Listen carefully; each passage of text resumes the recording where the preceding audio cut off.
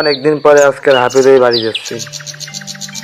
আব্বু তো বলছিল হাফেজলি ফোন কিনে দেবে, দেখি বাড়িতে আজকে বলবো।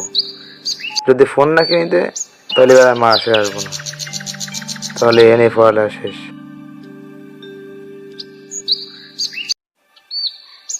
এতদিন আশা নিয়ে আসি হাফেজলি ফোন কিনে দেবে, এখন যদি ফোন না দেয় তাহলে আমার দ্বারা সম্ভব না।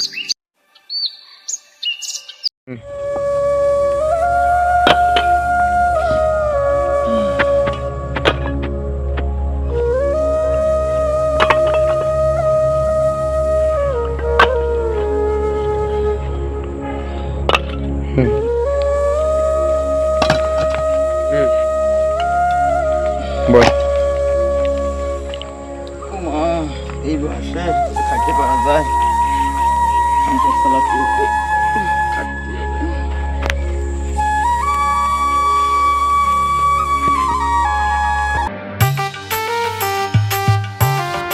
এত খোঁজ দিতে যদি না পাই, ঘেরে গেলাম, ফাদায় গেলাম, কোন জায়গা নেই, ফাদায় আর দেখতেছি না। আম্মু করে তো ফাদায় আইছে, কোন জায়গায় আল্লাহ ভালো জানে। দরকারের সময় যদি না পাই, এই দিনে এসে বসে রয়েছে। আব্বা তুমি এখানে? তোমার সেই ঘেরে খুঁজে আসলাম, ফাদা সাদা কোন জায়গায় খুঁজে পাই না, সাদা খুঁজতেছি। বাবা তুই আইছিস, বয় নে।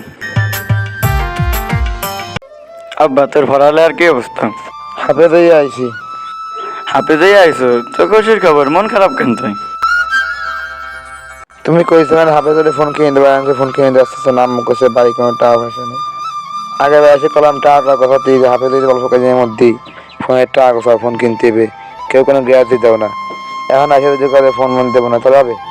আমার দিকটা বুঝ দেবে, আমি একদিন আসানি বসে রয়েছি হাফেজলে ফোন কিনে দেবে, এখন যদি ফোন কিনে না দেয় আমি, তাহলে থাকবো কি রেখো। 10,000 টাকা দিয়ে ফোন কিনবো, ফোন কিনে দিলে দাও, তাহলে পড়ালেখা শেষ করে দেবো, আমি পড়ালেখা করবো না, কাজ কাম করি খাবো। একদিন আসা দিয়ে বসে দেখছো আমার ফোন কিনে দেবো, হাফেজা আমি তোমার মোড় দেবো, তাহলে হবে? তা কন দান মাস জানি না, আমার ফোন কিনে দেওয়া তুমি 1 মাসের মধ্যেই, তাহলে আমি ভাববো না মাসে। আব্বা এখন তো তুই বড় হয়েছিস, এখন তো তোর বোঝা উচিত। এই যে আমি একা মানুষ, এত কষ্ট করে কামাই হলে, তুই তো এখন বড় হয়েছিস, দেখ তুই তো বাড়ি এসিস, তুই ভালো মন্দ কিছু খাতিয়ে পারতেছি না, সবকিছুতে দাম বেশি। এই যে তুই হাফেজে বাড়ি এসিস, মানুষ একটু মিষ্টি টিষ্টি ঘান লাগে না, সব বড় হয়েছিস, এখন তো সব কিছু বুঝিস তুই। হুজুরকে একটু খুশি হয়ে কিছু দেয়া লাগে না, সেটাও আমার দ্বারা নেই। এখন যদি একটা ফোন চাস কামাই দেবো ক, এমনিতেও কাজ বাজ হয় না ইদানিং, এইভাবে তোর ফোন কিনে দেবো না সংসার চালাবো? কাজ বাজ একদিন হয় তো 2 দিন হয় না। আব্বা শুনানি দিয়ে জামাতখানায় যাও, তোমায় নতুন ফোন কিনে দেবানি, ভালো করে পড়ালেখা করো, এবারের কথা আর মিস যাবে না, ইনশাল্লাহ তোমার ফোন কিনে দেবো। জামাতখানায় ফোন দিয়ে আমি কি করবো? কইছো হাফেজে ফোন কিনে দেবা, আমি আসা নিয়ে বাড়ি এসেছি যে বাড়ি গেলে ফোন কিনে দেবে আনে, আমি তাই না। শোনো আমি কই, শোনো শোনো শোনো, ফোন কিনে দিলেই দাও, না হলে ডাইরেক্ট করে দাও, আমি কাজ করি খাবো, আমি মাদ্রাসায় পারবো না, ক্লিয়ার কথা আমার।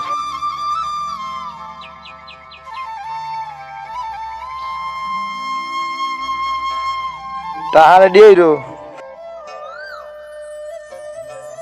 ছোট মোটো এত বড় হয়েছে, এখনো কিছু বোঝে না, দেই মালিকের দ্বারে দেই দেই কি কয়।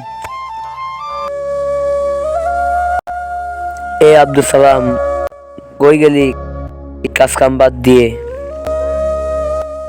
এ সালাম, ইট নিতে আসছিল 10,000? হয় ভাই, এই তো সকালেই তো নিয়ে গেছে, টাকা পয়সা কিছু দিয়ে গেছে? খালি ইট নিয়ে তো চলে গেল, আমার একটু টাকার পয়সা কিছু কয়নি। আচ্ছা তাহলে ঠিক আছে, কাজ কাম ঠিক মতো কর, কাজে ফাঁকি টাকি দিস না, তুই আমার বিশ্বাস্ত কর্মচারী, আমার বিশ্বাসটা ভাঙ্গিস না তুই। ও ভাই, কে হইছে? সোয়ালটা তো হাফেজ হয়েছে, একটা ফোন চাই, 1010 টাকা দিতে পারেন? কার সোয়াল? আমার সোয়াল হাফেজে আজকে বাড়ি গেছে। তোর সোয়াল হাফেজে বাড়ি এসে তো ভালো কথা, তাই 500 টাকা নে, মিষ্টি খাইস কেনে? 10,000 টাকা আওলাদ দেন। ও পড়ালেখা করে, তা ফোন দিয়ে কি করবো? কোনো টাকা দেওয়া হবে না, যে কাজে মন দে, কাজের বেলা কোনো খোঁজ নেই, এখন নিয়ে এসে টাকা সাথী, ফোনের চিন্তা বাদ দিয়ে যে নিরিবিলি কাজ কর। এত টাকা তোরে দেবো, তুই টাকা দিবি কোন দে, এত বড় রিক্স আমি নিতে পারবো না, কোনো টাকা তো হবে না, সরেন। বিশ্বাস রাখেন ভাই, টাকাটা আমি দিয়ে দেবো ইমার্জেন্সি, ভাই টাকাটা দেন ভাই। আচ্ছা, তা 10,000 টাকা দিবানি? প্রতি মাসে তুই 10,000 টাকা 500 টাকা হাদিয়া দিবি আমাকে।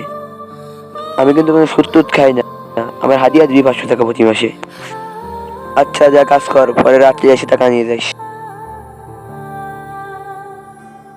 এভাবেই বর্তমান ছেলেরা হাফেজ হওয়ার পরে বাড়ি এসে মোবাইল কেনার জন্য চাপ দেয়।